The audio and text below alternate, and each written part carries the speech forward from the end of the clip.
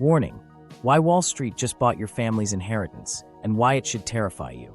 The pen hovered over the line that said, Standard Authorization. Her husband had died 12 hours earlier. She signed. 6 months later, their kids opened the estate account and found it pocked with fees, liens, and a strange assignment to a company none of them had heard of. The funeral bill was higher than the quote. A probate cash advance had eaten interest like fire. And a cemetery perpetual care charge kept renewing. What if Wall Street collects your inheritance before your kids ever see it? Tonight, we trace how private equity rolled up death care, and how that collides with the $84 trillion wealth transfer. The quiet roll-up, how death became a business model. The first deals were quiet. A local funeral home changed hands, but the sign didn't. The family name stayed on the awning. The director shook your hand like always, and the casket room looked the same. Behind the scenes, the supplier changed, the bank covenants arrived, and the price list moved by inches. That's the roll-up playbook. By the trust that already exists, keep the brand, centralize the guts. Public companies tested it in the 1990s. Then private equity took notes. The model was simple: acquire mom-and-pop mortuaries at 7 to 9 times cash flow, layer on debt, standardize purchasing, push average revenue per service, and sell the larger chain at a higher multiple. The trick was never to look corporate. Keep the family name as a local trust facade. Put the call center across town. Consolidate caskets and urns in a shared warehouse. Renegotiate chemicals and paper goods. Share vehicles. Trim headcount just enough that no one notices on a Tuesday afternoon. In some regions, a quarter of mortuaries now sit under corporate or PE ownership. Families don't see holding company logos. They hear, "We've served this town for 60 years. It's true. Only now the phone line forwards through a hub, and the budget that sets your service options is approved 3 states away. Meanwhile, something else was happening up the stack. Cremation chains grew as the cremation rate crossed 50% nationally. Cemetery groups bundled land, vaults, and opening and closing fees. Hospice agencies, once mostly nonprofit, tilted for profit, with an expanding share owned by private equity and publicly traded companies. Transport services, mortuary removal teams, grief platforms, all found owners who liked recurring volume and predictable demand. Every link between the hospital bed and the graveside could be coordinated. Every handoff could be optimized for margin. What nobody knew at the time, because there wasn't a headline for it, was how the small frictions became profit centers. Pre-need contracts, sold at church seminars and kitchen tables, locked in future business. Merchandising reframed decisions into tiers: basic, heritage, dignity. Financing add-ons offered peace of mind for a monthly fee. And staffing cuts, measured in quarters of a full-time equivalent, squeezed schedules until one director handled what used to be 2 people's load. Here's where it gets real at the counter. A director used to say no to a charge that felt wrong. Under a leveraged owner, that discretion narrows. The basic service fee sits like a floor. Embalming slides from optional to recommended to standard in this package. Facilities and vehicles split into line items. A live stream fee appears because the chain signed a contract with a vendor. When a family pushes back, the director points to policy. The local trust facade protects the brand while the policies push the bill. Get this, they actually thought cremation would collapse pricing power. It did for a while, but chains learned to pivot. Low advertised prices got people in. Then the upsells started. Rushed transport, upgraded urns, memorial pages, witness cremation fees. Vertical control. Own the crematory, the online arrangement portal, the call center, meant volume without weathering. A single manager could route calls from 3 counties to whichever facility had capacity, and no one outside the system could price map it in real time. To understand why this mattered for your family's balance sheet, we need to sit in the deal room. Leverage amplifies returns when you can raise price or volume without losing customers. Death is the ultimate captive demand. When a loved one dies, decisions happen in 48 to 72 hours. Price shopping falls apart under grief and time pressure. That's not a character flaw. It's human. The roll-up counts on it. A 1% quarterly increase across thousands of services flows straight into interest coverage and bonus pools. Meanwhile, there's a map on a wall at headquarters.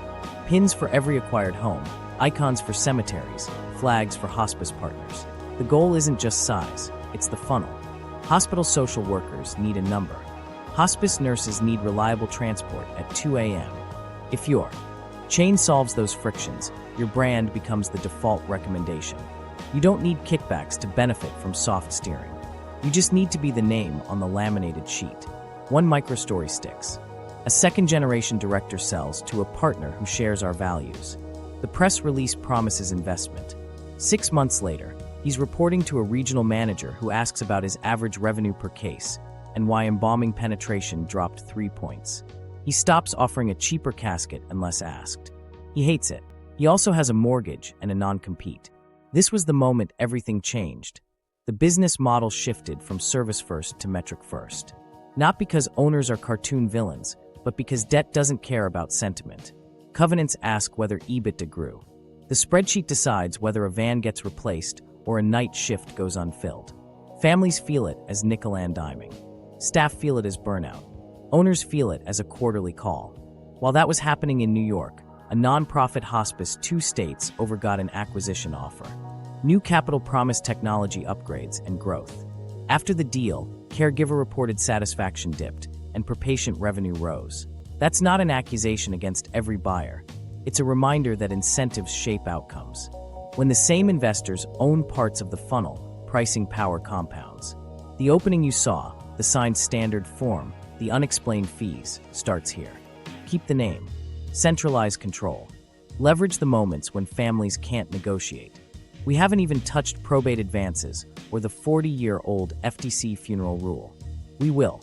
First, we need to talk about how grief itself becomes pricing power. Grief as pricing power, the behavioral arbitrage. Decisions come like a wave. A call from the hospital. A meeting at the home. A list of choices you've never seen before. Meanwhile, the clock is running. Religious timelines, family travel, refrigeration, cemetery slots. 48 to 72 hours is the window most families have to pick a path, sign contracts, and authorize charges. In that window, price shopping isn't just hard, it feels disloyal. That's the seam the roll-up exploits, not with cartoonish hard sells, but with structure. Here's how the psychology turns into money. First, anchoring. You sit down and see 3 packages on a single sheet: basic, heritage, dignity, laid out left to right with the middle boxed, and most selected in bold. Basic doesn't include viewing. Heritage adds embalming and upgraded facilities. Dignity folds in limo, video tribute, printed programs, and a mid-tier casket. The director doesn't push. They walk you through the middle column and pause. You nod because this is your mother. Anchoring plus a most popular cue drifts you off the low end without anyone saying the word upsell. Second, urgency. We can reserve the chapel at 3 p.m. Friday if we finalize today. The cemetery has 2 adjacent plots, but they can't hold them without a deposit. A countdown clock disguised as scheduling. None of it is necessarily false. It's just arranged so that waiting feels risky and decide now feels like care. You default to yes. Each yes is a margin nudge, coordinating fee, rush certificate processing, after-hours removal. Third, information asymmetry. There's a federally required itemized price list, but not every chain has to post it online yet. In the arrangement room, the binder is thick. Some line items are required, others recommended, others customary. Buried in the back is a low-cost casket you have to ask for by SKU. The livestream vendor is a corporate partner. The fee is fixed. You could call 2 other homes for quotes, but your aunt is crying and your brother flies out tomorrow. Meanwhile, something else is happening in your head. Loss aversion tilts you toward avoiding regret. If there's a chance you'll wish you did more, you lean into extras, because the pain of not enough feels bigger than the cost today. Dignity becomes what she deserved. The director isn't a villain. They're reading a checklist the chain's revenue team refined in a conference room. Each checkbox moves average revenue per service. What nobody tells you up front is how optional becomes sticky. Embalming isn't legally required in most cases, but in a tiered package it's baked in. Vaults aren't always mandatory, but the cemetery's rules say container. And the sheet shows 3 levels: liner, standard vault, premium sealed vault. Standard doesn't sound like cutting corners. It sounds like doing it right. Anchors and adjectives do the quiet work. Here's a micro-story. A widow in her 50s sits across from a director she's known for years. The home changed hands, the name didn't. He guides her through choices, and she says yes to a memorial video, streaming for relatives overseas, and a protective casket vault. She authorizes the obituary on the home's portal. 6 weeks later, when the fog lifts, she notices the streaming cost 3 times what a local videographer would have charged. The vault wasn't necessary for that cemetery. The obituary host renews after a year. None of it was fraud. It was design. Chains sharpened the design with small frictions. Death certificates routed through a preferred courier at a convenience fee. Facility usage splits into visitation room and chapel, even if it's the same space with lights changed. Vehicles priced separately: removal van, hearse, family car. Obituary posting is free, but featured placement on partnered sites carries a charge. Each item on its own looks modest. Together, under time pressure, they float the bill without a headline price hike. The cremation pivot runs the same play.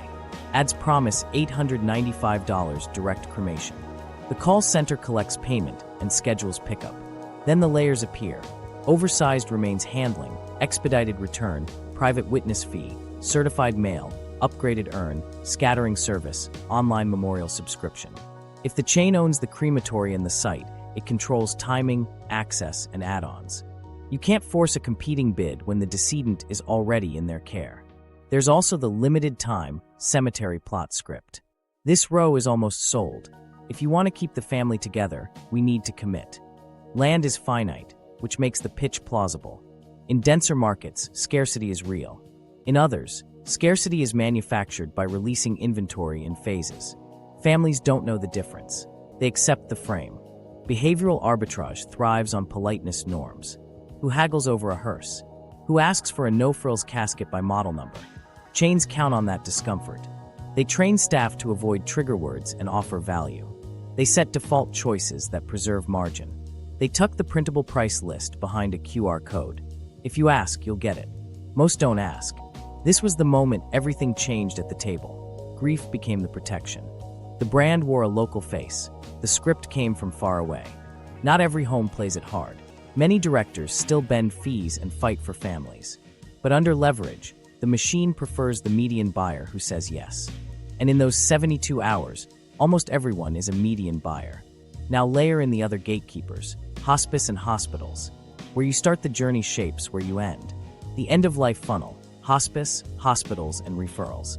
While the family is drowning in choices, upstream professionals are trying to solve problems of their own. A hospital needs the bed. A hospice nurse needs a reliable 2 a.m. transfer. Social workers need a list that won't blow up their phones. That's where the funnel forms: preferred provider lists, partners, and soft steering that looks like help and acts like gravity. To understand why a single name keeps appearing, we need to go back a decade. Hospice used to be mostly nonprofit, mission-heavy, community-rooted. Then the ownership map shifted. For-profit chains grew. Private equity and publicly traded companies expanded their footprints. Studies started to flag something families could feel but couldn't measure. Agencies spending less on direct patient care and staffing while per-patient billing to Medicare ticked higher. Quality scores based on caregiver reports slipped at PE and public-owned agencies compared with nonprofits. That's not universal, but the pattern raised a question. What happens when the last days of life sit inside a growth engine? Here's how the incentives meet the bedside. Hospice is paid a per diem by Medicare. The money stops if a patient is hospitalized. Longer lengths of stay within certain diagnoses can improve margins. Add staffing pressures, and you get a fragile balance. Enough visits to pass audits and keep families satisfied, not so many that costs rise. Meanwhile, the discharge planner at the hospital is juggling scarce beds. They need a trusted hospice that can accept today. If that hospice uses a preferred mortuary and a transport company owned by the same investors, friction drops. No one has to say the word referral fee. The laminated sheet does the work. Unknown to families, some relationships sit behind confidentiality clauses and preferred partner MOUs. A hospice might keep a short list of mortuaries they recommend because of reliability. That could be true. It could also be path-dependent. The chain with the 24/7 call center answers every time, so the nurse saves their number. Over months, that number becomes the default. The effect is the same as a paid funnel: volume concentrates. Here's a micro moment. A daughter signs hospice papers for her father on a Tuesday. He wants to die at home. The nurse explains comfort meds, equipment delivery, and what to do when death occurs. "Call us first," she says. We'll take care of everything. When the moment comes at 1:12 a.m., the on-call nurse arranges removal through a contracted mortuary partner. By sunrise, the body is in the chain's care, and the family's options have narrowed to what that chain offers at the arrangement meeting. While that was happening in New York, across town a hospital's case management team updated their discharge protocol. Bed availability is brutal. They load a resources page with 3 hospice agencies and 2 mortuaries that never miss pickups. There's no kickback. There is speed. Speed feels like kindness. Kindness builds trust. Trust builds habit. Habit builds market share. Now map the revenue streams. Hospice is Medicare funded, with audits and reporting. The mortuary and cemetery are private pay. When the same investors sit on both sides of that handoff, pricing power compounds. A family guided smoothly through hospice may never shop the funeral. They'll sign at the first sit-down because it feels like continuity of care. That's the quiet conversion point, where publicly funded care meets a private invoice. What nobody knew at the time was how much leverage lived in transport. Mortuary removal at odd hours is hard work. Independent operators struggle to staff nights. Chains centralize fleets, pay stipends, and guarantee response times. That wins referrals. It also allows bundling. Removal fees, storage, refrigeration, and sanitary care line items come standard. Once the decedent is in their cooler, moving to a competitor means fees, forms, and another drive families rarely request. There's also the question of discharge urgency. Hospitals under pressure sometimes frame choices as now or never. We need to free the bed tonight. This hospice can accept. Families read that as a mandate. They're not told about the full list of agencies, or they're handed a list without context and a gentle nudge to the familiar names. In theory, patients choose. In practice, stress picks the path. Here's where it gets uncomfortable. Some hospices run community bereavement groups and then offer planning assistance sessions that segue into pre-need sales pitches by partners. It's legal with disclosures. It blurs lines families assume are bright. A widow joins a grief circle and leaves with a brochure for a cemetery package. She trusts the room. The room is sponsored. Meanwhile, regulators can see parts of this, but not the whole. Medicare audits hospice documentation. State funeral boards look at price disclosures. No one agency watches how a preferred provider web quietly steers private dollars. Conflicts aren't always illegal. They are powerful. This was the moment everything changed for one social worker we interviewed. After a chain bought 2 of the 3 reliable mortuaries in her county, weekend coverage got smoother, but she realized every after-hours death in her unit was flowing into the same corporate intake. She started handing out a fuller list and telling families, "You can call any of these." Some still chose the chain. Others didn't. The difference was a sentence and a pause. Families can ask, "Who else is on the list?" They can say, "We'll make our own calls." They can decouple hospice's medical care from funeral providers. But the default is powerful, and in crisis, defaults win. Which is why the next lever in the funnel, pre-need contracts sold as relief, pre-need contracts lands so easily on the kitchen table. Bond. 3 weeks after the funeral, a brochure lands in the mailbox with her husband's name still on it. "Make tomorrow easier for your family," it says. The photo shows smiling adult children at a graveside, hands on shoulders, no bills in sight. Pre-need planning, the letter explains, locks today's prices, spares loved ones' decisions, and guarantees service.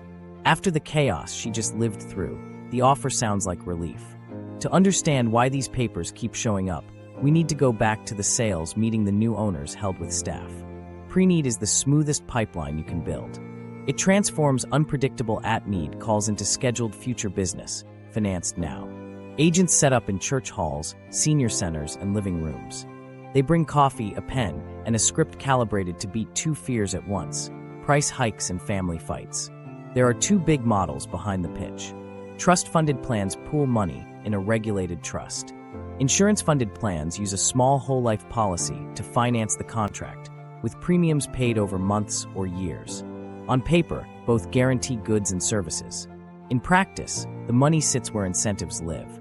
Trusts throw off investment income a chain can harvest as administrative fees. Insurance pays commissions to whoever sells, and those commissions shape which riders end up on the page. Here's the part families don't see until a decade passes: breakage and substitutions. Casket lines retire. Manufacturers change model names. When you show up with your pre-need paperwork, the director smiles and says, "We no longer carry the Heritage 214, but we have a comparable unit." Comparable slides a little upmarket. The margin stays friendly. Flowers specified in 2012 have a new seasonal pricing clause. Programs move to a digital vendor with a fixed fee.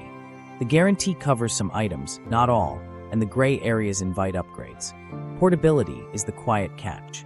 Move to another city? Your plan transfers, but not always cleanly. Trust plans may come with administrative penalties to switch providers. Insurance-funded contracts might pay only the policy's value, not the originally guaranteed package if you use a non-network home. The original seller counted on lifetime local loyalty. Life doesn't cooperate. Families discover that the fine print turns anywhere into anywhere we own. Sales quotas push the line harder than anyone admits. A regional manager wants 20 new pre-need contracts a month per location, with leaderboards and bonuses. Agents host estate peace seminars after Sunday service, offering coffee and a raffle for a grocery card. The talk blends real planning advice with a gentle drift into merchandise. Protective caskets and perpetual care piece show up as bullet points. If an attendee hesitates, the closing questions lean personal. Who will make these decisions for you if you don't? Here's a microstory. A retired teacher, widowed, sits at her kitchen table with an agent recommended by her grief group. They map her wishes: simple service, cremation, niche at the church columbarium. The agent nods, then opens a second folder labeled Value Shield.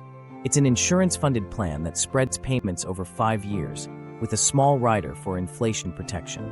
She signs because the monthly fits her budget. 2 years later, her daughter notices that over the term they'll pay more than the at-need equivalent, and inflation protection doesn't apply to third-party fees like the church niche or county certificates. None of it is illegal. All of it is calibrated. What nobody talks about in the seminar is who invests the float. In trust states, the funds often sit with large financial institutions. Chains negotiate administrative slices. Modest differences in return assumptions and fee schedules turn into meaningful dollars across thousands of contracts. In insurance models, high first-year commissions, sometimes double-digit percentages, mean a chunk of what you pay never reaches your future service. The product is memory and convenience. The business is spread and carry. There's another angle: pre-need locks in future market share. A chain that signs 1,000 families this year owns 1,000 at-need calls over the next decade. When they buy a local home, they acquire its book of pre-need contracts like an annuity. Even if the family dislikes a later experience, sunk costs and portability friction keep them in the funnel. The spreadsheet values that certainty, and debt loves certainty. While that was happening in New York, across town a cemetery sales team rolled out family heritage bundles.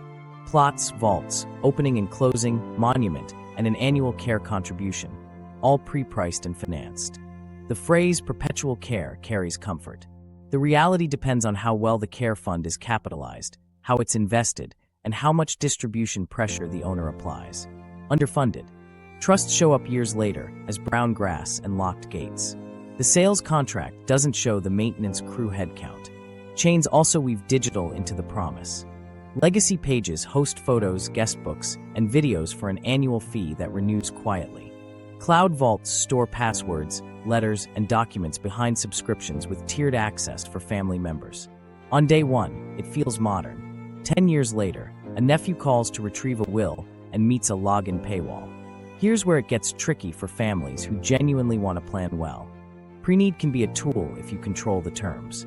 It becomes a trap when portability is weak, guarantees are narrow, and add-ons hide in euphemisms. Ask where the money sits. If it's a trust, who is the trustee, what's the fee, and how are earnings used? If it's insurance, what's the commission, what happens if you lapse, and how do riders work? Get line item guarantees for goods and services, and write no substitutions without written consent. One more human moment. A son opens his mother's pre-need file the day she dies. In that fog, the plan saves him from a dozen choices. He's grateful. Then he sees a processing fee the plan didn't cover and a transfer surcharge because the death occurred at a facility outside the original home's county. He pays because he can't fight today. A year later, he learns those fees were standard policy. Standard is where the money hides. Pre-need turns grief into a bond you sign early. It can be mercy. In the wrong hands, it's leverage. And just when families think they've avoided last-minute pressure, another player steps in at probate with a different kind of pen. Probate lenders, the inheritance cash advance trap. 3 months after the funeral, the executor is out of cash. Court calendars crawl. The house has a leaky roof, the insurance premium is due, and an attorney just emailed about a filing fee. That's when the postcard arrives. Don't wait 12 to 18 months. Get your inheritance now. A phone number, a smiling model, and a promise that sounds like oxygen. Here's how the pitch lands. The rep says, "We're not a lender. We purchase a portion of your expected inheritance. No credit checks, no payments. When probate closes, we collect our share. If there's nothing left, you owe nothing." It's framed as risk sharing, not debt. To a stressed heir, that's relief. The structure hides the math. On paper, it's a non-recourse assignment of expected proceeds. In practice, the effective annual percentage rates often land between 86.9% and 127%, and sometimes far higher. How do you get APRs like that without calling it a loan? Fee stacking in time. Start with the contract. There's an origination fee, a processing fee, sometimes a due diligence or risk fee. The advance might be $15,000, but by the time the deductions clear, $13,200 hits the account. The assignment, though, might promise the company $25,000 from the estate at distribution. If probate takes a year, do the math. That's not just a fee, it's triple-digit implied interest. The labels matter because labels dodge laws. Since the transaction is called an asset sale, most state usury caps and the Truth in Lending Act disclosures don't apply. There's no APR box to scare you. There's no right to cancel within 3 days if the state's rescission rules treat it as a sale. Arbitration clauses slide disputes away from courts. Everything looks tidy until the estate cuts checks. Here's a microstory. 2 siblings inherit their mother's bungalow. It needs work before a sale. One sibling advances $10,000 to fix the roof, structured as an assignment to a probate funding company. The other plans to wait. A title snag delays closing 8 months. When escrow finally pays out, the company takes $19,500 first, citing fees and the assigned amount. The patient sibling gets less than expected and agrees to a lower buyout just to finish. The company never swung a hammer or took title risk. They got paid like a partner. What nobody tells heirs is how power shifts the moment they sign. The company files a notice with the court or serves the personal representative, putting everyone on alert that it must be paid first from the heir's share. That skews negotiations over disputed assets. If a distant cousin contests a will, the heir with an assignment loses flexibility. Settling cheap starts to look better than waiting while fees, interest equivalents, and storage costs pile up. Meanwhile, these firms market like consumer brands.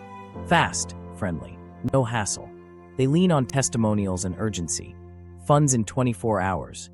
The same pressure points the funeral chains use, just later in the timeline. Their reps know the pain: property taxes, attorney retainers, a car that died. They don't need to mislead to close. They just need to normalize the idea that paying half to get some now is reasonable. Let's talk incentives. The company's upside grows with delay because the assigned payoff is fixed. And high. If probate stretches from 8 to 14 months, the implied APR climbs. You might think they'd slow walk files. They don't have to. Courts do that for free. But when there's a chance to object to a distribution plan that would pay them less, they're ready, armed with the contract and priority language. Here's where it gets murkier. Some advances are paired with investigation fees that cover background work the company says it must do to verify the estate. That can be real labor.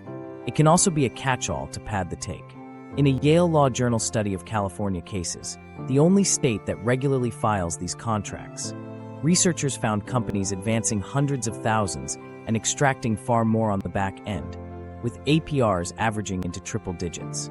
Consumer Reports traced effective rates from 36% to 248% in real cases. The numbers vary. The pattern doesn't. Expensive money disguised as something else. A quick human moment. An executor in her 30s inherits with 2 cousins. She fronts funeral travel on a credit card at 22% APR, then panics at a lawyer's retainer. A probate funding ad promises $8,000 by Friday. She signs. 11 months later, she learns the company will collect $14,400 before she sees a penny. Her cousins are furious. Thanksgiving takes the hit. While that was happening in New York, across town a judge saw 3 separate heirs from different estates with the same funding company's assignments on his morning docket. He couldn't unwind them. They weren't illegal. They were just costly agreements signed under stress. There are alternatives. Family bridge loans documented in writing. Credit unions with small-dollar products. Negotiating fee deferrals with counsel. Selling small estate assets that don't need court orders. None are painless. All beat 100% APR in disguise. And there's a preventative step no one markets. Design your estate to avoid the gap. Transfer on death deeds, payable on death accounts, beneficiary designations, and funded living trusts move cash outside probate timelines. When heirs aren't starved for liquidity, postcards go in the trash. Probate funding isn't the cartoon villain of this story. It's a machine built to monetize the wait. It thrives in the space between grief and distribution, where patience is costly and paperwork is slow. The roll-up counts on families being price-insensitive in week 1. The probate funders count on them being time-insensitive in month 9. Different players, same seam. If credit feeds the machine, debt fuels consolidation. To see how the owners make those numbers sing, or snap, we need to step into their spreadsheets. The PE engine, leverage, covenants, and roll-up math. Open the spreadsheet, and you'll see the real story. At the top, by price, 7 to 9 times EBITDA for a standalone funeral home doing steady cases. In the middle, integration costs, procurement savings, and a new price architecture meant to lift average revenue per service. At the bottom, the exit math. Roll a dozen shops into a platform, sell it 12 to 14 times because scale de-risks earnings. That spread, multiple arbitrage, is the engine. Debt makes the engine hum. Senior secured loans cover the bulk, priced off a floating benchmark plus a few hundred basis points.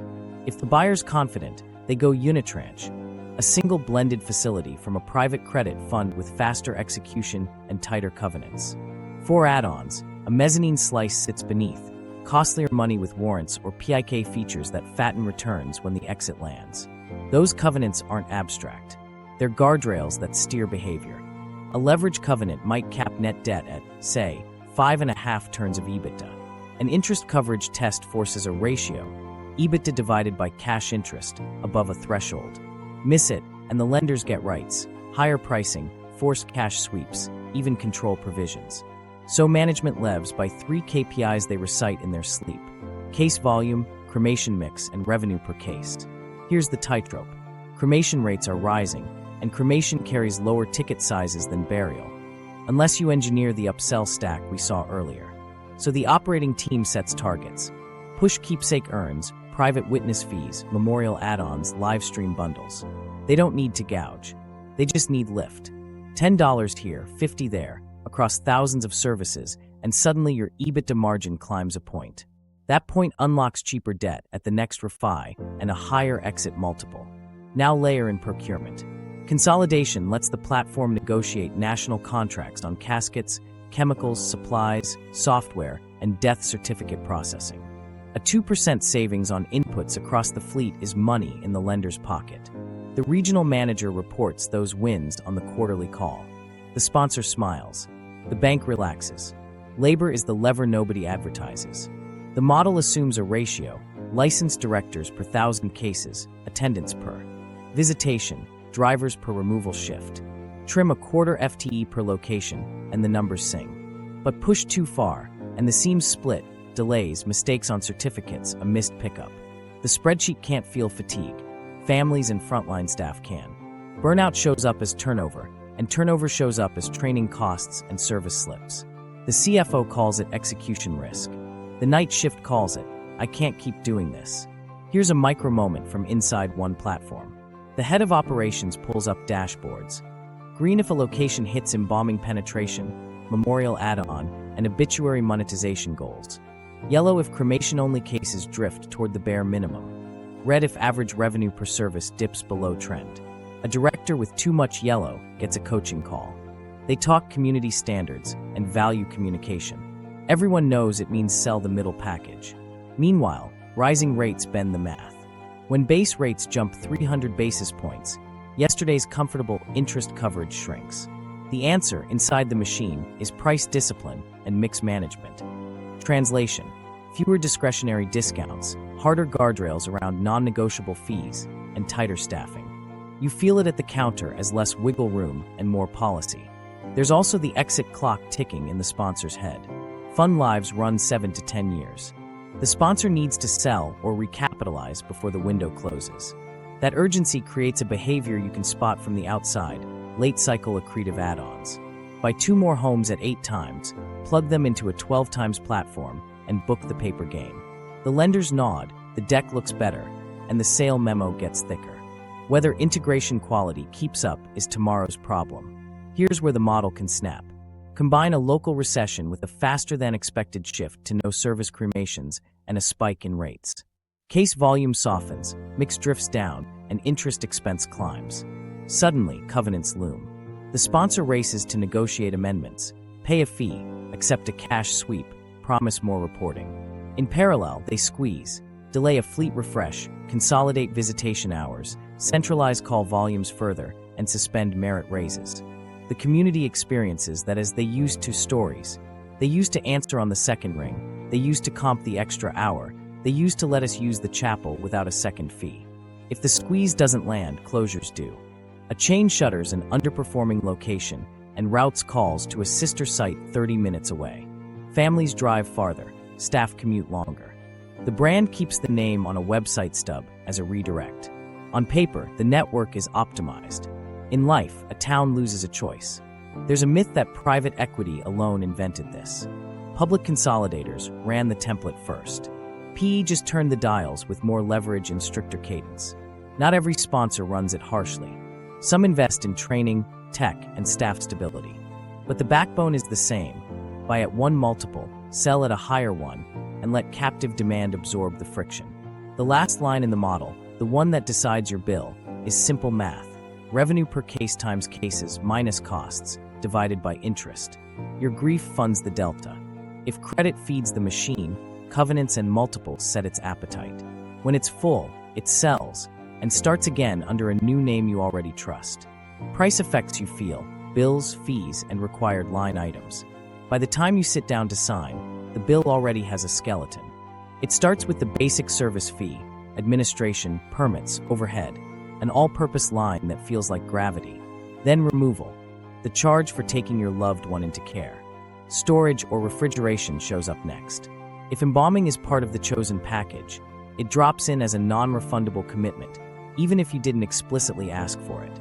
Facilities and staff for viewing or ceremony split into separate entries. Vehicles break apart into hearse, lead car, family car. The list looks logical. It's also engineered. What nobody tells you plainly is how required migrates. Embalming is rarely mandated by law, but it can be functionally required by policy if you choose an open casket visitation. Refrigeration becomes a daily meter. Sanitary care appears as a precaution and stays as a bill. A director who once comped an extra hour now points to facility overtime. Each rule has a reason. Together they move the floor. Cemetery days mirror the pattern. The plot price is only the start. Opening and closing the grave is a separate fee. A vault or liner, often required by cemetery rules, adds hundreds to thousands. If you choose a mausoleum, crypt sealing and endowment care come a la carte. Perpetual care sounds like a promise. The charge is a deposit to a trust. Whether lawns are green 10 years from now depends on how that trust is funded and managed, not the word perpetual on your receipt. Digital turns. Grief into microtransactions. Obituary hosting on the funeral home's website may be included, but featured placement on newspaper partners costs more. Live streaming is no longer a pandemic courtesy. It's a vendor contract, billed by event length and saved recordings. Death certificates, required for banks, insurance, title, carry per copy state fees, then processing or courier charges layered by the chain. A QR code on a headstone links to a memorial page that renews annually unless you cancel. Months later, a small charge hits your card for legacy storage. Geography sets the backdrop. In consolidated metro markets where one or two operators control most volume, the basic service fee tends to be higher, the item splits finer, and discretion thinner. In rural pockets with independent homes, you still see itemization, but directors bend. They'll fold a second transport into the first, waive a chapel hour, or suggest a lower-cost casket without you fishing for the skew. It's not sentiment alone, it's competition. A quick human moment. A brother and sister bring their father's pre-need file to a meeting. The guaranteed items cover a simple casket and direct burial. On the screen, the coordinator clicks through burial prep, grave opening, tent and chairs, weekday rate versus Saturday surcharge, vault requirement, marker installation, and a regulatory compliance fee that didn't exist when he signed. They don't argue. They're tired.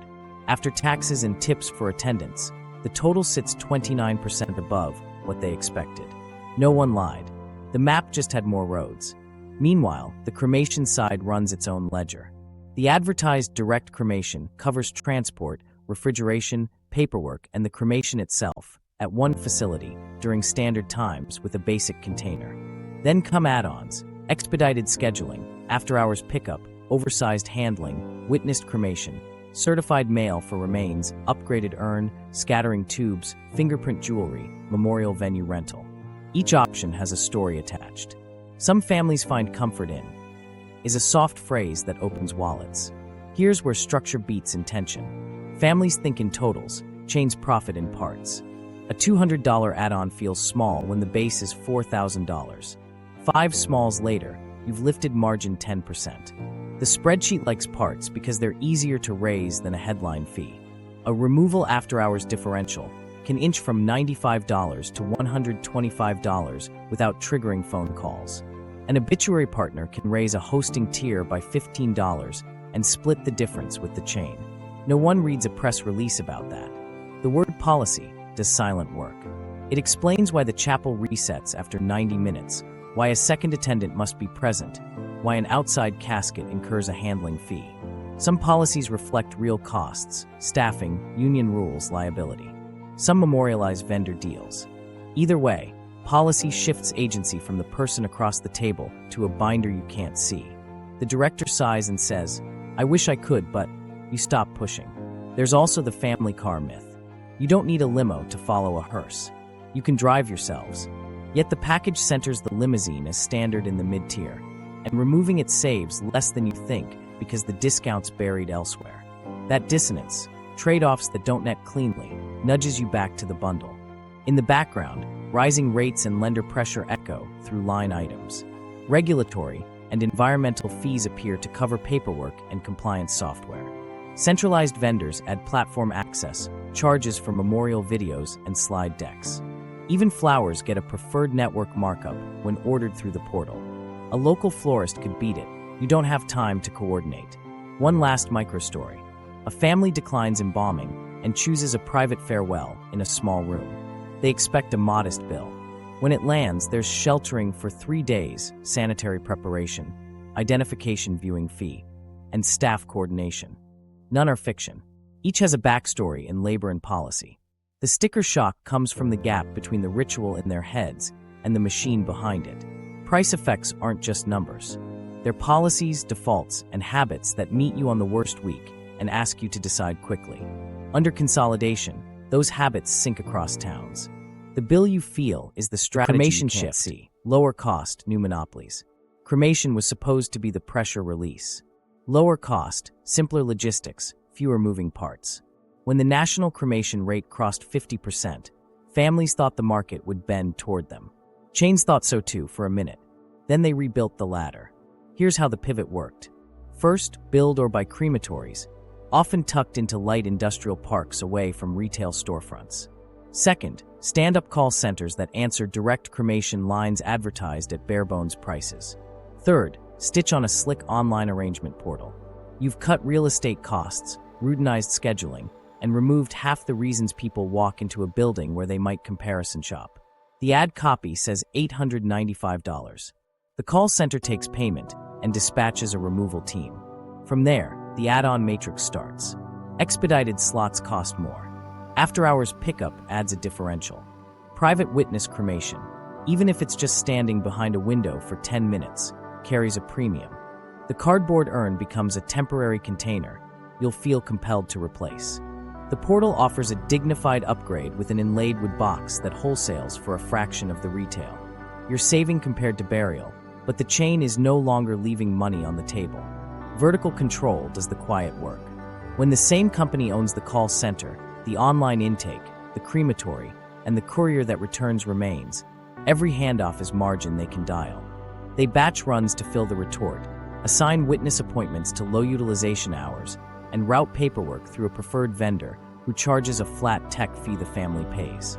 An independent competitor can't see this choreography, let alone match it on timing. Now add the brand strategy. Chains launch cremation-only sister brands with names that sound local and light. City Simple, Evergreen Direct, Sunset Cremation Society. They don't shout their parent company. They just flood search results with 5 variations and an 800 number. When you click, you land in the same intake funnel. Choice looks broad. It's an archipelago owned by one map. Here's a micro moment. A son long distance Googles cremation near me at midnight. 3 ads at the top, all under $1,000, all different names. He picks the first. A calm voice answers, walks him through authorizations, and promises pickup within 2 hours. He sleeps. The next day, he asks about a witness. We can do that Friday at 11:20 a.m. He agrees, not knowing that Choice slotted him into the chain's least busy window and tacked $350 onto the invoice. He's grateful. The model is grateful too. Upsells live in sentiment. Would you like a fingerprint charm for the grandkids? Many families choose a scattering tube for the boat. We can host an online memorial page where distant friends can share stories. Each is a real product with real meaning. Each sits on thick margin because procurement is centralized and distribution is captive. When the remains are in your care, you don't shop jewelry. You say yes or no to a checkbox. Meanwhile, ash storage becomes real estate. Cemeteries build glass-fronted columbarium niches, beautifully lit, paid by the inch and by the view. Eye-level premium reads like airline pricing for grief. Some locations layer annual care fees on niches, blurring the line between a one-time placement and a subscription. The pitch leans green, no land disturbance, smaller footprint, while the ledger tracks renewals and add-ons. The environmental story gets a halo.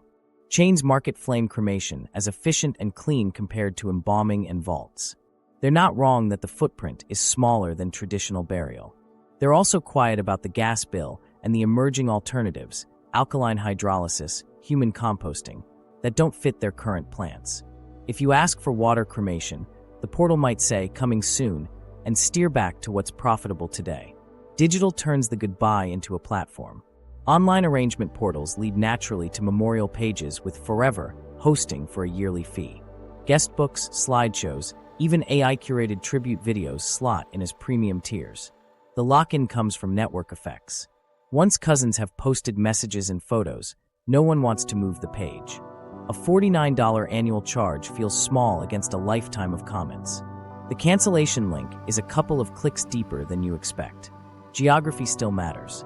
In cities where one chain owns multiple crematories, scheduling flexibility is power. They can advertise next-day service while independents wait for a slot. That speed wins business. It also lets the owner price in confidence, knowing churn is low because the decisive moment happens when remains are already en route. In rural markets, independents still compete on relationships, hand deliveries, no-fee witness windows, a director who picks up the phone herself. But as chains push, mobile removal teams and centralized intake, distance shrinks. Here's where the monopoly feeling creeps in without the legal definition. Prices look low at the top of the funnel, options look many, but the infrastructure is owned by a few players whose names you don't see. They don't need to collude. They just need to standardize. When a national cremation vendor signs exclusive courier contracts and a unified earn-supplier deal, the market becomes one catalog with many covers. A last human beat. A granddaughter wants to scatter her grandfather's ashes at his favorite pier. The chain offers a coastal farewell package. Scattering permit guidance, biodegradable urn, video montage with ocean sounds, and a memorial microsite. It's tasteful. It's $599 on top of direct cremation. She pays because it feels right. Months later, an email arrives. Your memorial page will renew next week. A credit card number sits on file. Grief becomes continuity. Continuity becomes revenue. Cemeteries as real estate. Perpetual care meets perpetual cash flow. Walk a city cemetery at noon, and you'll feel the math under your feet. Land is scarce. Plots never churn. Once a section sells, there's no vacancy to refill.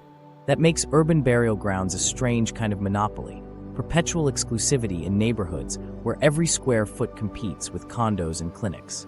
Chains see that and price accordingly. Heritage gardens sit near old trees, family estates ring fountains, and eye-level niches glow behind glass. Each tier says dignity. Each tier says margin. Perpetual care sounds like a promise carved in stone. In most states, the cemetery collects an endowment care fee on every interment or niche sale and places it in a trust. The earnings, not the principal, are supposed to pay for mowing, irrigation, paths, and repairs forever. The brochure shows immaculate lawns. The math is tighter. If the trust's investment returns sag or management skim is fat, maintenance gets deferred. You notice it as brown patches, leaning markers, locked restrooms, and a temporary closure sign on a side gate. Here's where ownership structure matters. Independents with pride and thin margins sometimes over-deliver on care because they live in the community. Consolidators buy the same acres and apply portfolio logic. They examine trust balances, assumed returns, and distribution policies. If yields are low, they sell premium crypts, estate benches, and add-ons to create fresh cash flow streams that behave like care in disguise. A mausoleum wing launches not just as architecture but as a bond. Pre-sold spaces with decades of fee tails. A quick human moment. A grandson visits his grandmother's grave and finds the grass crisped under summer heat. He calls the office. The manager, polite and tired, says the care fund had a rough year and markets and water restrictions bit hard. We're prioritizing high-traffic sections. He walks past the new mausoleum with polished marble and fresh plantings. Priorities look like capital. Bundling turns burial into a basket. A family legacy package folds plots, vaults, opening and closing, marker, installation, and a one-time endowment contribution into a single financeable price. The payment plan stretches years. It feels like control. It's also risk transfer. If installation costs rise later, the contract's carve-outs let the cemetery charge prevailing rates. The word perpetual does work the document doesn't always back. Land use creativity fills the gaps between interments. On undeveloped acres, owners test revenue. Seasonal events, memorial concerts, yoga among trees, even food truck days to welcome the community. Taste varies. So do margins. A tasteful lantern walk sells keepsakes, Light a Life sponsorships, and branded memory tags. None of it is evil. All of it pushes a cemetery toward being a venue with a ledger. Inventory management shapes stories you hear in the office. This crescent is almost gone. Families love the view. That might be true. It might also be release strategy, opening one row at a time to create scarcity. In dense markets, scarcity is real. In others, it's curated. Either way, prices stair-step. Saturday interments carry surcharges. Afternoon slots book faster. Sunset services become a premium. Vertical integration shows up in stone and steel. Many chains don't carve markers on site. They contract with related vendors, sometimes under common ownership, to supply headstones, vases, and bronze plaques. The cemetery requires installation by approved teams only. That protects quality. It also insulates markups. A family that buys a marker from an outside artisan meets a third-party installation fee that narrows the saving to a shrug. Trust leakage hides in the footnotes. Care funds pay managers. Managers hire related party landscaping or security companies.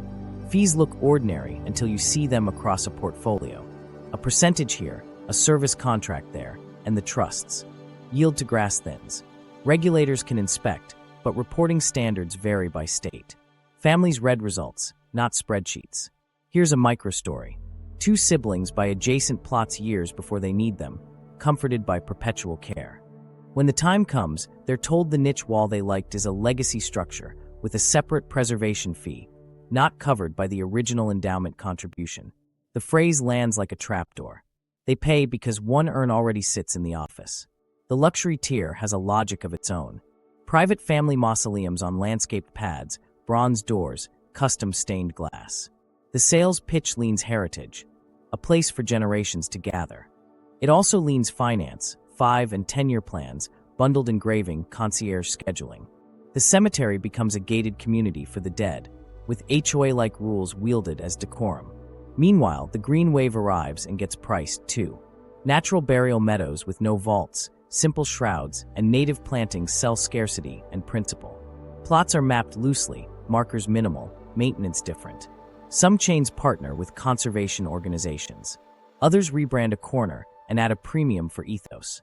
If the care fund model doesn't fit, they create a parallel stewardship fund with its own disclosures. Words shift. Cash flows remain. Digital layers slip into the grounds. QR plaques link to memorial pages hosted on the chain's platform. Basic is free for a year. Enhanced renews annually. Wayfinding apps guide visitors to markers and suggest points of reflection sponsored by families who paid for benches. Granular monetization meets solemn space. You may like the convenience. You might not notice the subscription clock until your card is charged in month 13. Unknown to many buyers, municipal cemeteries still operate in some cities with posted fees and council oversight. Prices tend to be lower, transparency higher, and vendor lock-in weaker. The trade-off can be wait lists, limited inventory, or stricter rules. In markets where municipal supply shrank, corporate cemeteries filled the gap and set the narrative. Scarcity, heritage, tears. One last human beat. A widow returns on Memorial Day and finds a notice. Please remove unauthorized decorations. Silk flowers lie piled by the gate. Her bench, bought as part of a premium package, sits untouched behind a rope for a private remembrance hour someone else paid for. The place she thought she owned is shared, scheduled, and monetized. Cemeteries aren't just sacred grounds. Under consolidation, they're real estate portfolios with fee waterfalls and trust math. Perpetual care promises collide with perpetual cash flow needs. How those collide decides whether your family's quiet place stays tended or turns into one more line on someone's dashboard. Death as a service, subscriptions, and digital control. By the time we reach the login screen, the grief has a password. It starts small, an obituary page that lets friends leave notes and photos. Basic is free for a year. Keep their legacy alive, renews at $49. You enter a card because it's easier than calling Aunt May to explain why the page might disappear. 12 months later, the renewal hits while you're buying groceries. It's not a scam. It's a business model. Chains learned that memorials don't end at burial or cremation. They live online, shareable, commentable, extendable. So they turned remembrance into a product with tiers. Free guestbook, plus plan for longer videos. Premium for unlimited photos, custom music, and anniversary reminders. The upsell isn't loud. It's a prompt. Your cousin just posted a memory. Keep the page active. You click yes because who says no to a memory? Then come the vaults, cloud vaults, this time. Not for ashes, for documents.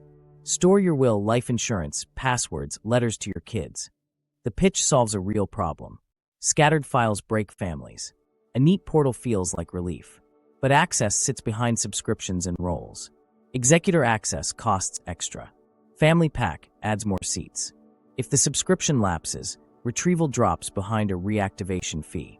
The will that was supposed to make life easier now lives behind a paywall no one planned for. Meanwhile, grief platforms spin webs. Genealogy tie-ins offer family tree integration. With a few clicks, the memorial page pulls names from an ancestry database, invites distant relatives, and suggests DNA kits to complete your story. Data moves in the background. Privacy settings exist, but defaults lean open enough to grow the network. A story that started at a bedside lands in a marketing pipeline for heritage gifts and premium records access. Here's a micro moment. A niece uploads her grandmother's recipe cards to a memorial page, organized beautifully by the platform's AI. The site suggests a printed memorial cookbook, $79, auto-fulfilled by a partner. It's sweet. It's also sticky. Years later, when the subscription pings, the cookbook and 100 comments anchor the decision. She pays rather than migrate history across 3 logins and a weekend. QR stones arrive like tech respectability. A small code on a marker links to the memorial page. Visitors scan and see photos, a life timeline, maybe a voice note. It's a good idea done at a margin. Basic hosting is covered by the initial service. Enhanced QR experience renews annually. If a family stops paying, the link redirects to a generic tribute page with ads for genealogy subscriptions and grief gifts. Dignity bends to distribution. Vendor lock-in is subtle. A chain signs exclusive deals with a memorial tech company. The funeral home portal, the cemetery QR platform, the obituary syndication, and the cloud vault come as a bundle at discounted wholesale. Families see 4 logos, the operator sees 1 invoice. Try to export the memorial archive to another site and you hit Not Supported, or a data export that's incomplete without manual cleanup. It's easier to keep paying. Payments spread like ivy. Flower care subscriptions refresh bouquets monthly at a graveside, billed seasonally. Birthday candle animations unlock on the memorial page for $2.99.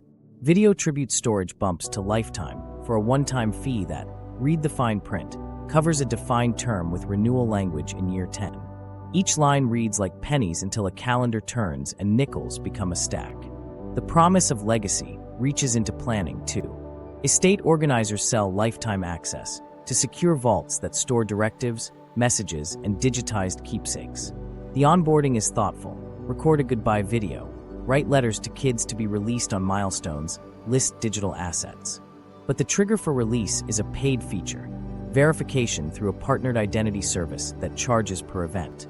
If an executor doesn't know the account exists, the goodbye stays locked. Data resale hovers in the background. Public-facing memorials attract crawlers. Partner platforms cross-promote. Emails tagged to tribute pages flow into similar families' recommendations. You can opt out if you know where to click. Most don't look. They're not in a policy mindset, they're grieving. Here's where subscriptions turn into leverage. A father dies. His memorial page becomes the family's de facto message board. Photos and holiday notes pile up. 5 years in, a bank card expires and the page goes read-only. The renewal email lands in a spam folder. A daughter calls support, waits on hold, pays a reactivation fee, and updates the card. She's relieved. The platform is too. Churn dodged by love. This isn't villainy, it's a pattern. Take a ritual, digitize it, price it in parts, and smooth the path to yes. Subscriptions feel modest in the moment and expansive over time. Under consolidation, the same few tech stacks power dozens of different sites. Your family's remembrance lives inside a revenue model designed to last as long as your memories do. Regulators, loopholes, and the patchwork. By now you've felt how the machine works. The question is, who's supposed to keep it honest? The answer comes in pieces: state boards, a federal rule older than most directors on the floor, Medicare auditors, and courts that see the aftermath, but not the design. The gaps aren't theoretical. They're where the money hides. Start with state funeral boards. Every state has some version: licensing, inspections, complaint intake. The rules look strict on paper. Maintain refrigeration logs, post an itemized price list, follow disposition timelines. Enforcement is uneven. Some boards are staffed to audit proactively. Others meet quarterly, juggle backlogs, and nudge compliance with letters. A family files a complaint about a surprise fee. The board asks the home for the contract and the general price list, checks the boxes, and closes the file. If the paper is clean, the story ends. Your bill stays paid. The federal backstop is the FTC's funeral rule, drafted in the 1980s to stop bait-and-switch casket pricing and force funeral homes to share itemized price lists. It worked up to that world. 40 years later, the core hasn't changed much. In many states, homes still don't have to post prices online. You can get a general price list, but you often have to ask in person, by phone, or by email. Chains exploit the lag. They give you a tidy package sheet first, anchor your eye, and hand over the full list when you remember to demand it.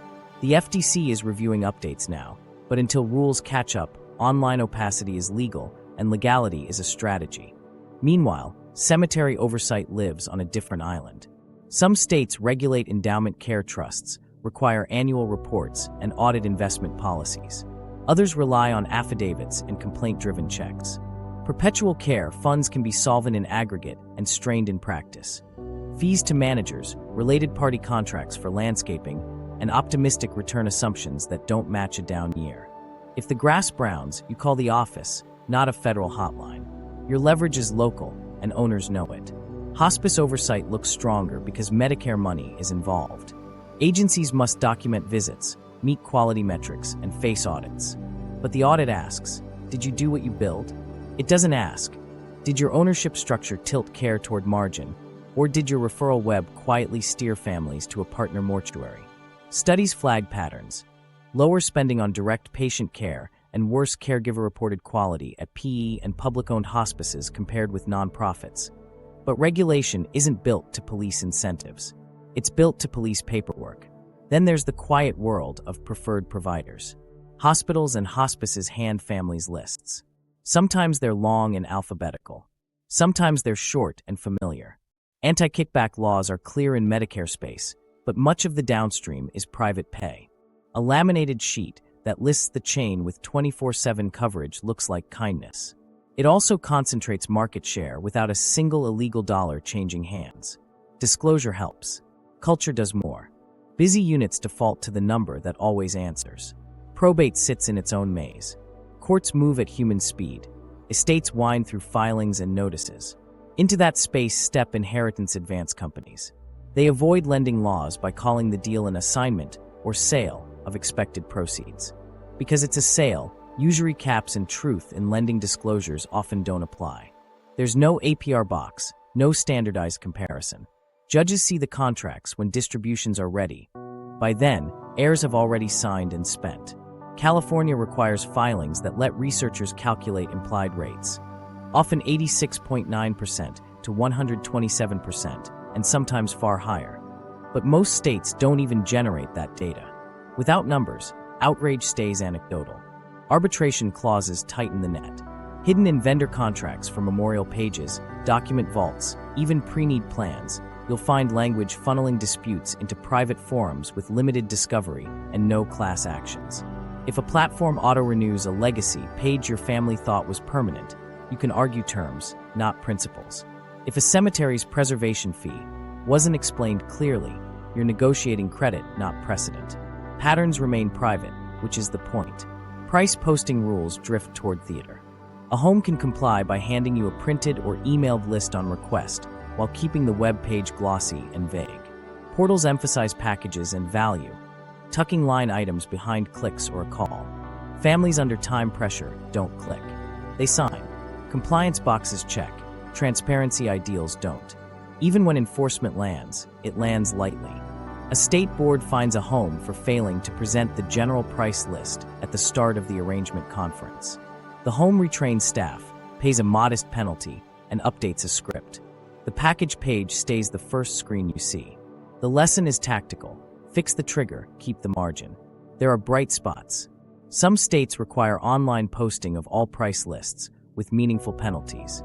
Some municipalities operate cemeteries with published fee schedules and public meetings where care funds are discussed like road budgets. A few hospital systems insist social workers present full provider directories and read a standard line.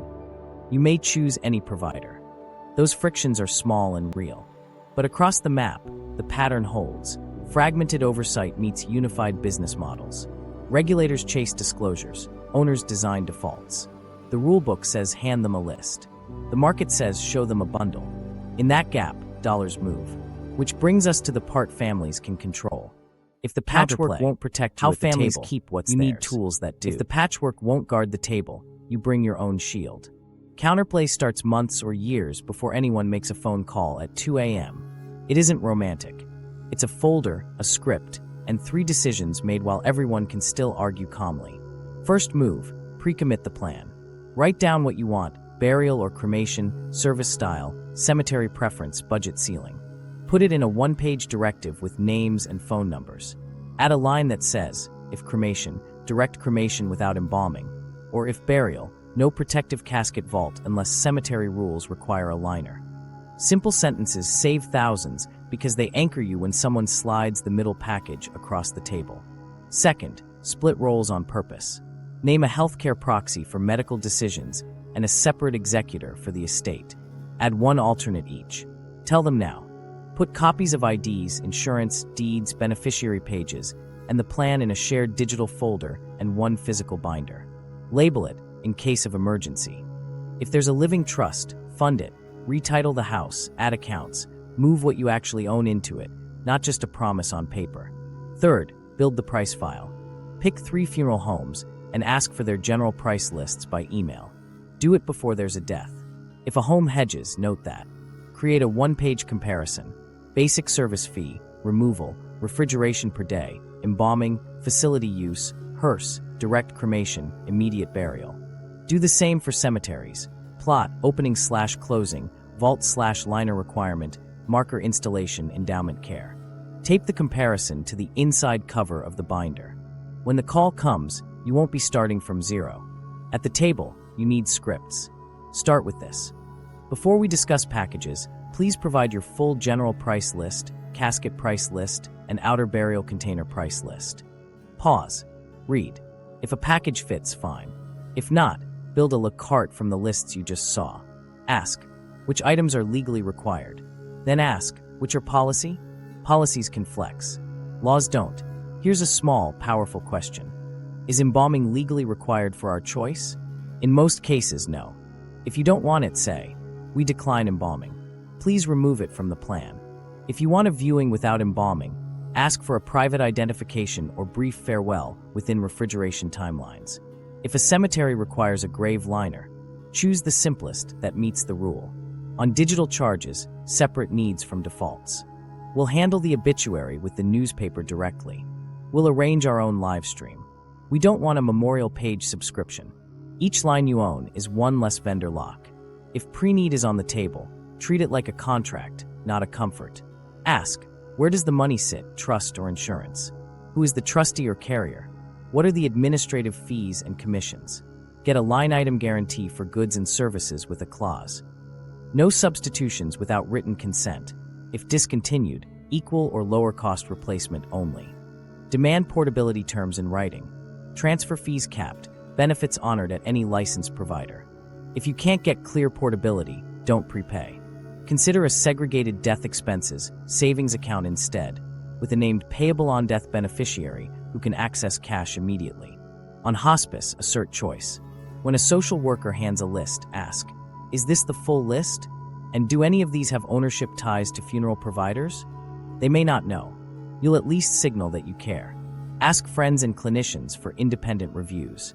If you enroll, clarify. At time of death, we will select our funeral provider. Please note this in the chart. It helps at 1 a.m. At probate, starve the postcards. Before death, add beneficiaries to retirement accounts, brokerage accounts, and life insurance. Use payable on death or transfer on death designations for bank accounts and, where available, TOD deeds for real estate. A funded living trust moves major assets outside court delay. Keep a small liquidity buffer, 3 to 6 months of expected expenses, in a joint or pod account so the executor isn't forced into inheritance advances. If you're already in probate and short on cash, stack alternatives before you call the funder. Ask counsel about fee deferrals. Ask family for a documented bridge loan at a sane rate. Check credit unions for small dollar products. Sell low-friction assets that don't need court orders. Vehicles under state limits, personal property with clear title. If you must take an advance, treat it as a negotiation. Get competing quotes, demand a payoff schedule in dollars at 3, 6, 12 months, and walk if the implied rate looks like a credit card on fire. In the room, use your no. We'll think about it. We'll get back to you this afternoon. Time blunts anchoring. If someone says, we can only hold these plots with a deposit, reply, we'll hold them. When we're ready, or we'll choose another section. Scarcity loses teeth when you accept alternatives. Assign one calm person as bad cop. Their job is to ask for itemization, circle duplicates, and say, we don't need that. Another person runs hospitality and comfort.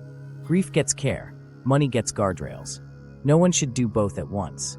Finally, write your own tiny rules. No subscriptions tied to memorials. No auto-renewals without a second sign-off. No arbitration clauses if we can cross them out. Vendors often accept crossed clauses on consumer forms when you initial the change. If they won't, you've learned something about the relationship before you hand over the story of your life. Preparedness isn't cold. It's kind. It's the difference between a week of decisions you can live with and a bill that edits your memory. Community shields, co-ops, nonprofits, and public options. If the household plan is your shield, the community can be your armor. When neighbors pool leverage, the defaults bend. The question is how to turn a dozen isolated buyers into a single, steady counterweight. The answers are older than the roll-up and more practical than policy memos. Co-ops, public options, and faith networks that remember why ritual belongs to the living. Start with funeral co-ops. They're simple. Members pay a small annual fee, elect a board, and negotiate with local providers for set prices on basic services. Some co-ops contract with independent homes. Others form or acquire their own nonprofit provider. The lever isn't charity. It's predictable volume. A director who knows a co-op will steer 50 families a year can quote a lower basic service fee, waive handling charges on outside caskets, and lock refrigeration rates. Members get a laminated sheet that says, "Here's the deal you already have." In crisis, reading beats haggling. A micro moment from a coastal town. A retired nurse, tired of seeing friends overpay, helped start a co-op. They surveyed members, set standards, transparent price lists, no embalming by default, no auto-renewing memorial subscriptions, and put those into an MOU with 2 homes. When a national chain offered a sponsorship, the board asked for written portability and online pricing. The chain balked. The independents signed. A year later, co-op members saved a few $100s per service on average, and just as important, reported fewer surprise lines because the script matched the contract. Some communities go further and build nonprofit funeral providers. The model is lean, modest facility, shared prep room, strong relationships with congregations, and a public board that posts price lists online. Surplus, if any, flows back into bereavement support or hardship funds, not to investors. Staff talk about wages and training in open sessions. The incentive is service, not EBITDA. Not every nonprofit runs flawlessly, but the culture points attention to the right scoreboard. Families served well at prices neighbors can bear. Municipal cemeteries are another shield hiding in plain sight. Where they still exist, fees are posted, endowment care funds are discussed in public meetings, and vendor lock-in is limited by ordinance. You can buy a marker elsewhere and pay a published installation fee. Saturday surcharges are visible months before you need them. If grass turns brown, you show up at a council meeting with photos and a line item in the budget. It's not perfect. Plots are finite and rules are firm. But the rules are the same for everyone, and the books are open. Faith-based consortia play a quiet, powerful role, especially in cities. When multiple congregations coordinate, they can pre-negotiate packages with clear floors. No embalming unless requested, itemized a la carte options next to any package, no regulatory compliance junk fees, and a ceiling on after-hours differentials. They can also coordinate volunteers, meal trains, ushers, live stream hosts. So families buy fewer vendor services because the community supplies labor. One imam we spoke with keeps a list of funeral homes that respect ritual timing and won't upsell caskets families don't use. He shares it across denominations. Trust compounds faster than marketing. Bereavement nonprofits add glue. Free grief groups reduce the need to buy continuity from for-profit platforms. Community-run memorial pages, hosted by libraries or local media centers, offer non-commercial spaces where tributes don't auto-renew. A public server, a volunteer moderator, and a promise: no ads, no data resale, export anytime. It's not glossy. It's durable. The value isn't slickness, it's stewardship. Hospice can be shield and funnel, depending on ownership and culture. Communities can support nonprofit hospices through donations, board service, and word of mouth, so they stay viable alongside for-profit giants. Nonprofits tend to spend more on direct patient care and bereavement services. When hospitals ask social workers to present a list, community advocates can push health systems to include full directories and require the script. You may choose any provider. Small words, big friction against habit. Policy levers exist, and coalitions make them real. City councils can require online posting of complete funeral price lists, not just packages. States can ban referral kickbacks in private pay death care and require disclosure of ownership ties between hospices, mortuaries, cemeteries, and transport vendors. Legislatures can require probate advance contracts to disclose effective APRs side by side with alternatives and preserve rescission rights even if the deal is labeled a sale. Cemetery regulators can mandate independent audits of care funds and publish them in plain English. Meanwhile, libraries and senior centers can run price file nights. Staff help families request price lists, build comparisons, and store directives in shared digital vaults governed by the city, not a chain. A recurring workshop, Executor Basics, Hospice Choice, Memorial Tech Privacy, turns knowledge into muscle memory. When a postcard or glossy brochure lands, Residents have a checklist instead of a blank stare. Mutual aid fills gaps commercial products monetize. A last-mile fund run by a neighborhood foundation can cover urgent, small-dollar needs, death certificates, permits, transport, so executors don't call probate funders. Revolving loans at credit union rates, documented and transparent, keep money in the community. A volunteer transport roster for non-medical errands around a death saves families from paying for concierge services dressed as care. One last human beat. A city block lost a beloved teacher. The co-op called the nonprofit home. The church opened its hall. The credit union advanced $1,500 from the block's last-mile fund with a handshake and a form. The municipal cemetery scheduled a weekday burial. A teenager handled the live stream with a tripod from the library. At the graveside, there were no surprises on the bill, no subscriptions to cancel later, and no postcards worth opening. That isn't nostalgia. It's design. When a community remembers how to hold its own, the machine meets resistance, and the inheritance stays closer to home, rewiring the great wealth transfer. Zoom out to the household playbook, but wire it for scale. The goal is simple: make cash arrive fast to the right hands, keep courts and creditors out, and leave a paper trail no vendor can exploit. Start with title, not wishes. Put beneficiaries on retirement accounts and life insurance now. Add payable on death or transfer on death to bank and brokerage accounts. Where available, record TOD deeds for the house so it moves outside probate. These flips cost little and move liquidity in days, not months. Build the living trust and fund it. A trust that holds nothing as stationary. Retitle the house, add non-retirement accounts, and place high-friction assets, closely held shares, notes inside. Name a successor trustee who can act on day one. Pair it with a pour-over will for stragglers. Create a death expenses buffer.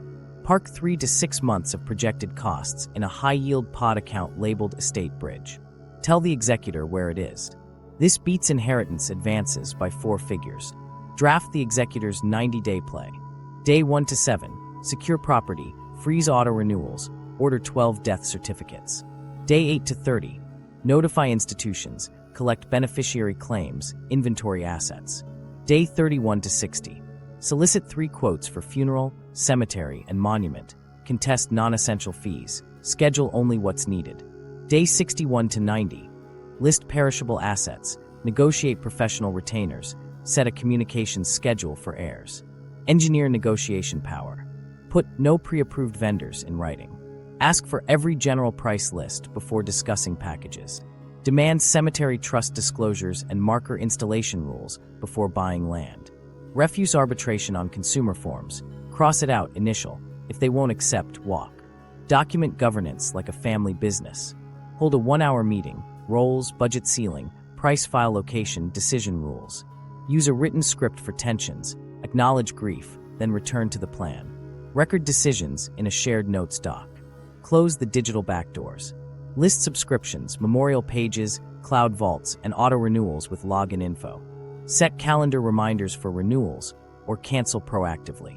Export memorial data to a local drive. Rewiring isn't heroic.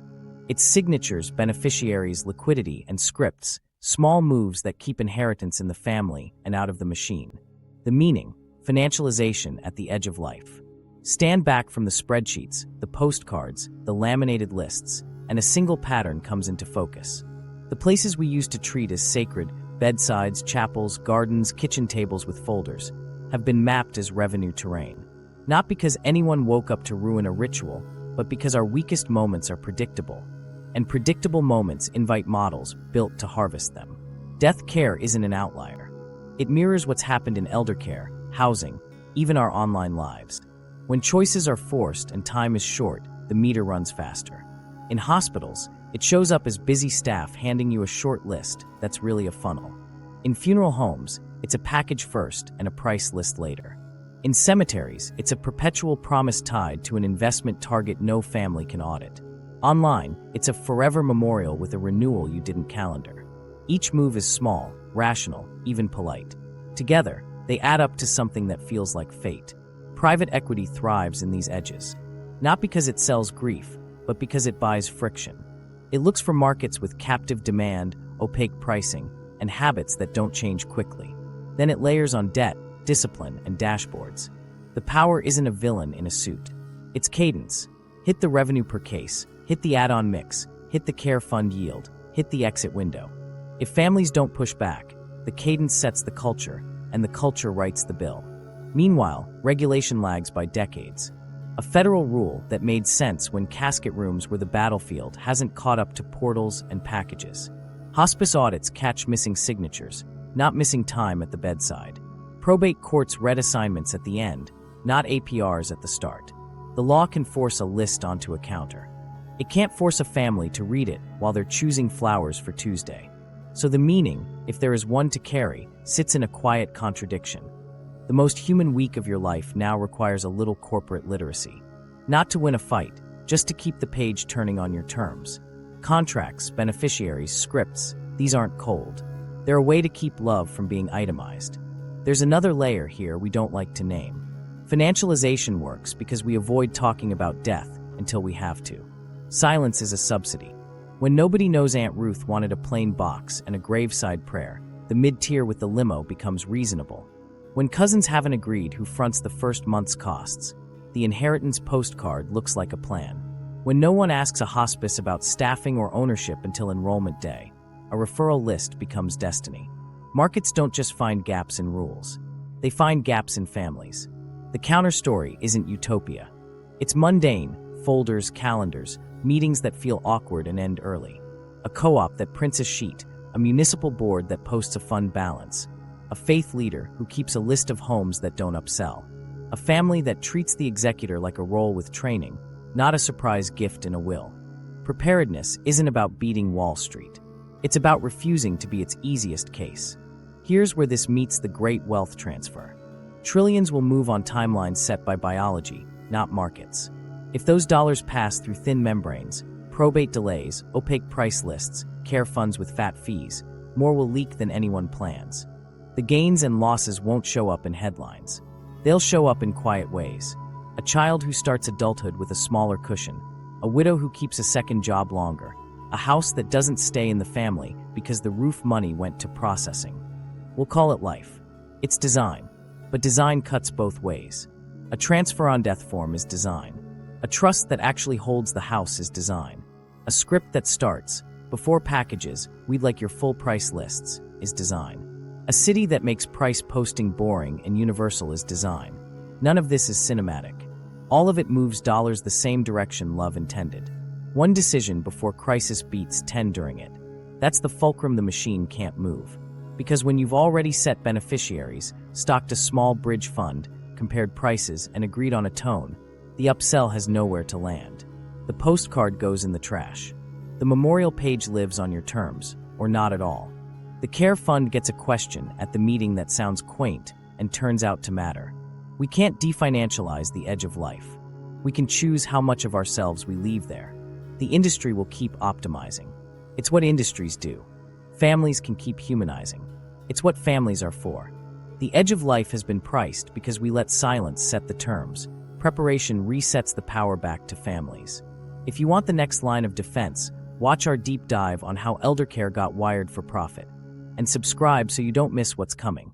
Share this with the executor in your family, build your price file tonight, and tell us where you're seeing hidden fees. Your tips steer our next investigation.